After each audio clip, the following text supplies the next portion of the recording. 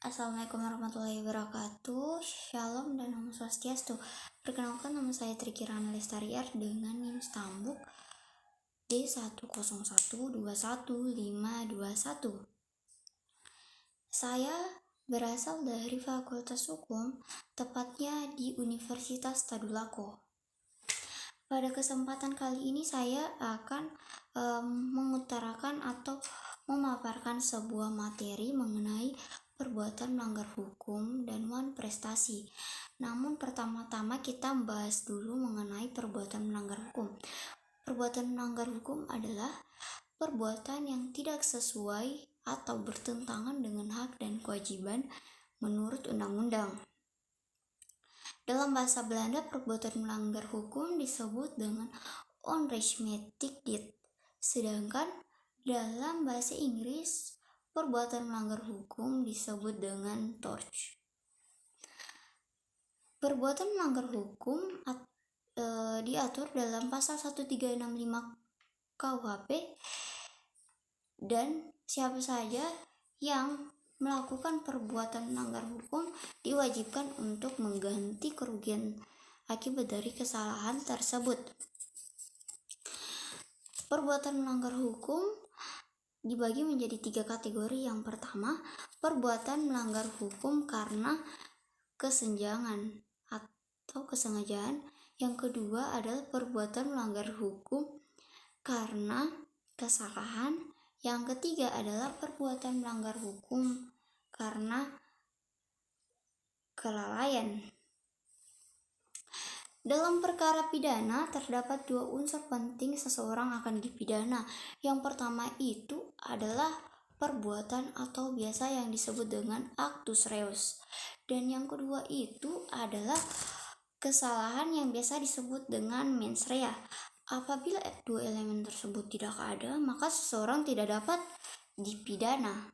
Dan setelah itu adalah perbuatan melakukan hukum bersifat menentang dan tidak sesuai dengan hukum atau larangan, dan dapat juga diartikan melawan kepentingan yang dilindungi hukum. Setelah itu juga terdapat kerugian akibat dari perbuatan melanggar hukum ini. Yang pertama itu adalah ketakutan, dan selanjutnya dapat menimbulkan kesakitan, bahkan dapat menghilangkan korban jiwa atau hilangnya nyawa seseorang. Dan apabila ingin mengganti kerugian akibat perbuatan melanggar hukum ini tidak diatur secara langsung menurut undang-undang. Jadi untuk menggantinya harus dipikirkan secara analogis. Selanjutnya adalah unsur-unsur perbuatan melanggar hukum. Yang pertama itu adanya suatu perbuatan. Yang kedua adalah perbuatan tersebut melawan hukum. Dan yang ketiga itu adanya kesalahan dari pelaku. Yang keempat adanya kerugian dari korban. Dan yang terakhir adalah adanya hubungan kasual antara perbuatan dan kerugian. Terus setelah itu, mengenai perbuatan melanggar hukum ini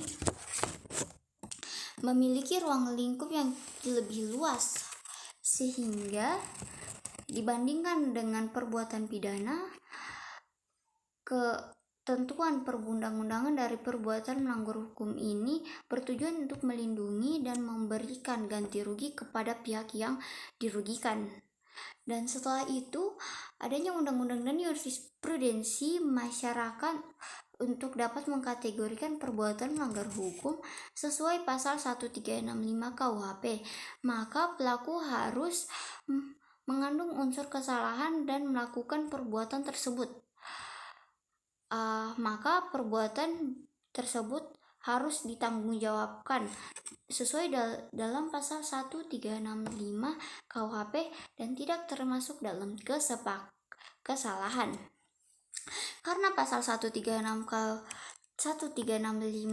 KUHP harus ada kesalahan, maka perlu mengetahui kesalahan tersebut. Dan setelah itu kita masuk ke dalam wan prestasi ya. Jadi istilah wan prestasi ini diatur atau dalam bahasa Belanda yaitu wan prestasie, yang artinya tidak dipenuhinya prestasi dan kewajiban yang tidak ditetapkan terhadap pihak dari suatu perikatan, baik perikatan yang lahir dari perjanjian maupun perikatan yang timbul dari undang-undang.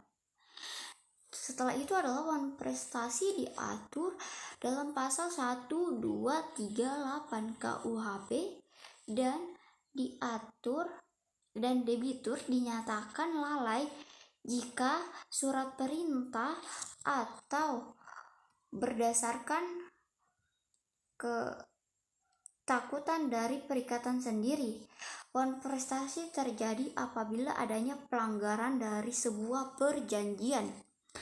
Kategori wan prestasi ini yang pertama adalah tidak melaksanakan apa yang telah disepakati dalam perjanjian, dan yang kedua adalah melaksanakan yang mesti diperjanjikan.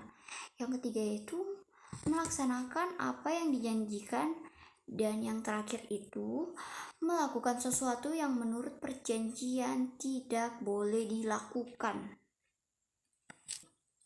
Wan prestasi diatur dalam pasal 1388 KUHP dan dapat disimpulkan bahwa debitur harus dapat dikatakan telah melakukan wan prestasi ketika terjadi dua hal, yaitu debitur telah dinyatakan lalai oleh kreditur melalui surat perintah dan dalam praktek yang dikenal dengan somasi. Dan setelah itu yang terakhir adalah 3 bentuk wan prestasi, ialah 1. Tidak memenuhi prestasi sama sekali. Yang kedua adalah memenuhi prestasi tetapi tidak sesuai dengan waktu atau tidak tepat waktu ya. Dan yang terakhir itu adalah memenuhi prestasi tetapi tidak sesuai dengan isi perikatan atau perjanjian. Nah, itulah materi yang dapat saya paparkan mengenai wan prestasi dan perbuatan melanggar hukum. Apabila ada suatu kesalahan dari kata atau perbuatan yang telah saya lakukan, mohon dimaafkan. Wabillahi taufiq wal hidayah. Wassalamualaikum warahmatullahi wabarakatuh.